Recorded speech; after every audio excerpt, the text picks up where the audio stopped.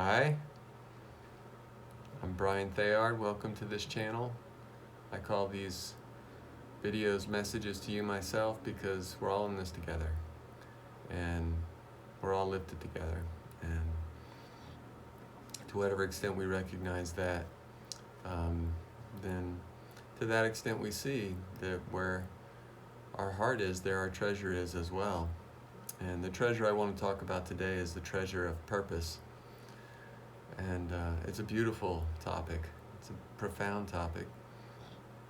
I've been talking about going with the flow and tolerance and things like this, and it's true that when we go with the flow, we can't really know where the flow is going to take us in terms of the form, but in terms of the purpose, whatever the form happens to be, our purpose uses those situations to inform us of what we want our experience to be.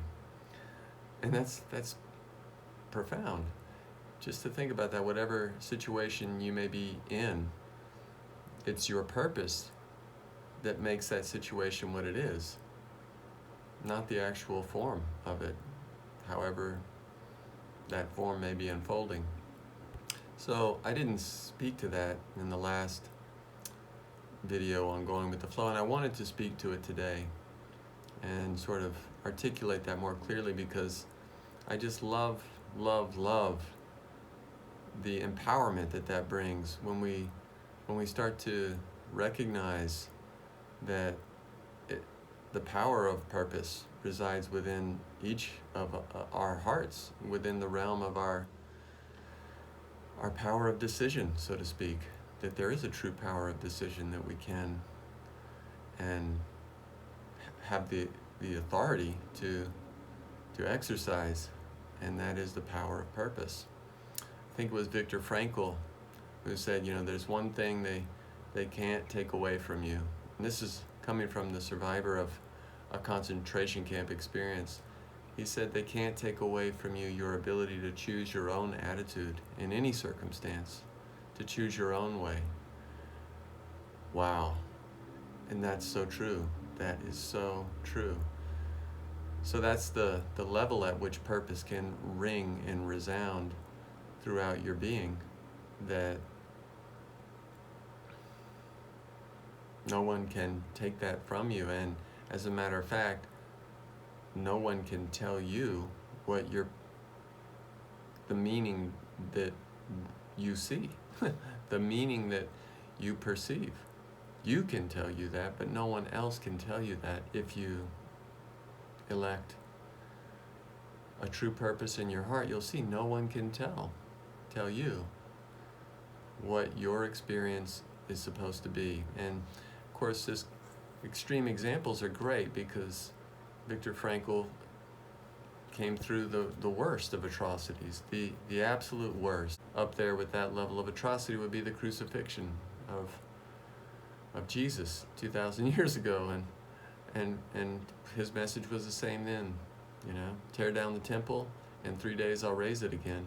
Basically saying, look, I know this is a dream, and however bad you think you can make it look, I am the dreamer of this dream, and that's my gift to you. So there's no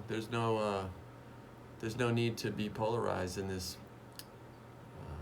victim-perpetrator polarity. If you're the dreamer of a dream, then you're dreaming all the characters. You're dreaming the good and the bad. And when you have a true purpose, a new purpose, let's say, from the battleground, the attack thoughts, then if there seems to be something coming at you, verbal or emotional or anything like that, then it has a completely different purpose once you've changed your mind. In other words, it becomes an opportunity for you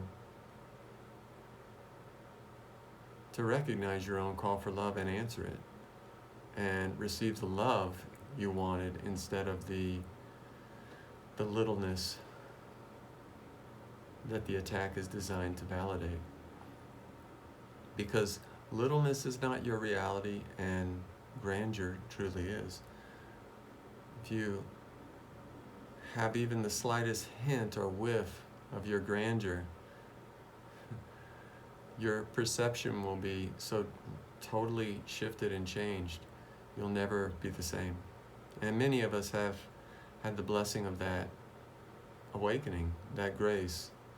And then we have the opportunity to walk our talk, which is where we say, okay, well, however long this game of perception lasts, however long it lasts, doesn't matter.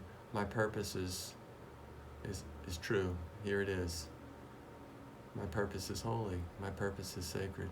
My purpose is inclusive. It's not exclusive. My purpose doesn't pertain to me as an individual. It includes me. It includes you. It includes all of us. But it includes the good and the bad. And it offers an opportunity to see what can't be touched, what's beyond the battleground, above the battleground, beyond all attack thoughts.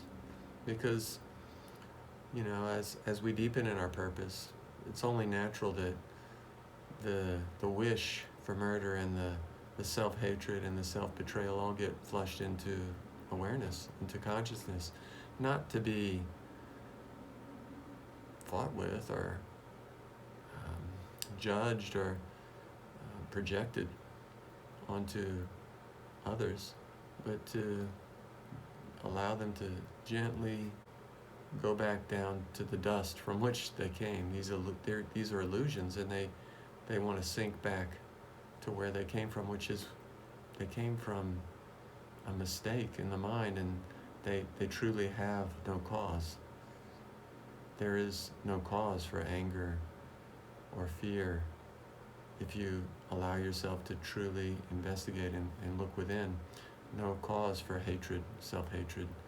No cause for fear of God, because God is pure love, and you are pure love, and we are pure love, and we're here to support one another in that recognition.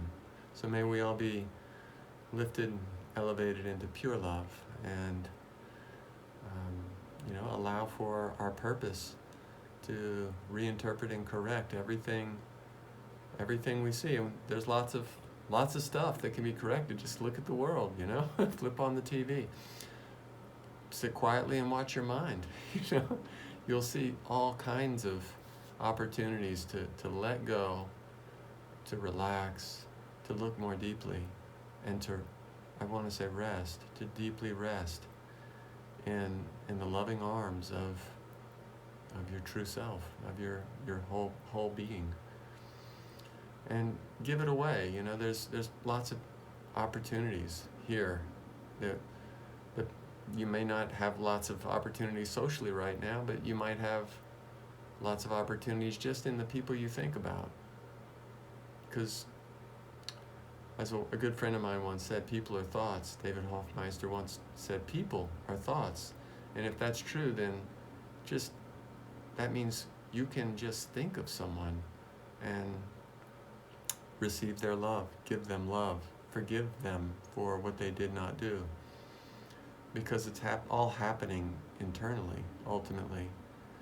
And I remember once I used to train as a therapist, and there was this therapeutic procedure, where if you could go back and forgive and heal at a soul level. And oftentimes when people would do this, they would have amazing healing that would just ripple out through consciousness, and people they hadn't talked to in 30 years, 20 years would call them after they experienced this healing within themselves.